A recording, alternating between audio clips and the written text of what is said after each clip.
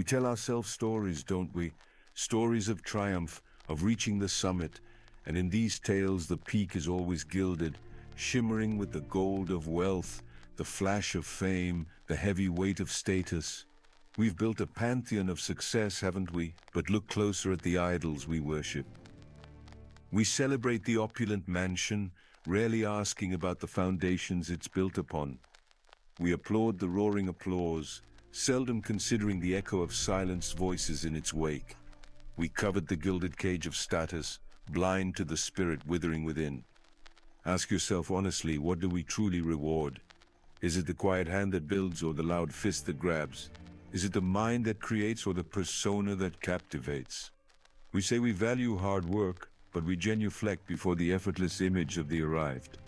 The journey, the struggle, the integrity of the path, these are footnotes, whispers in the deafening roar for the winner. And morality? Morality. A quaint antique dusted off for speeches, then locked away when the real game begins. We feign concern for the how, but our eyes are glued to the what. Did they get rich? Are they famous now? Then surely they must be worthy. We condition ourselves to accept the spoils, rarely questioning the source, as long as some of it eventually trickles down to us, the audience. We are a society of transaction. We reward the end result when it serves us, a fleeting entertainment, a cheaper product, a momentary distraction from our own quiet desperation.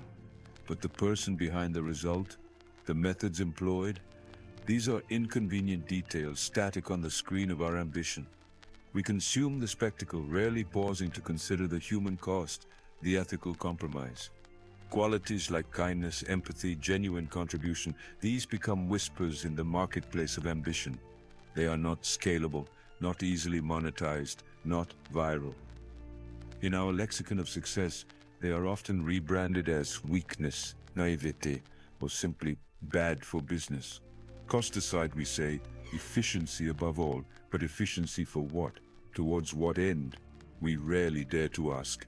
Yet, beneath the veneer of this fabricated success, we remain stubbornly, achingly human. We are creatures of emotion, of connection, of longing for something deeper than fleeting applause and overflowing coffers. We crave authenticity, even as we reward its imitation. We yearn for meaning, even as we chase hollow metrics.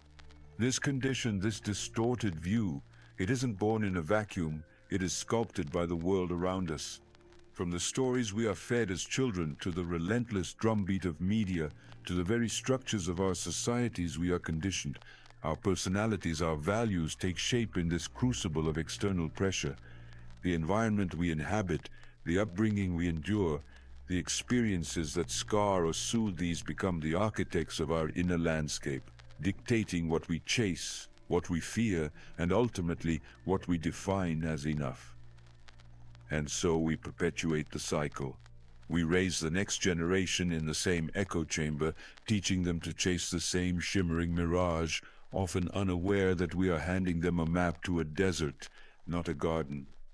But what if we paused? What if we dared to redefine the summit? To measure success not in bank accounts and headlines, but in the quiet strength of character, in the depth of our connections, in the integrity of our actions. What if we started to reward not just the what, but profoundly, insistently the how and the why? Perhaps then the stories we tell ourselves might begin to change. Perhaps then the idols we build might reflect a more human truth. Perhaps then we might finally start to value not just the gilded peak, but the arduous, meaningful climb itself.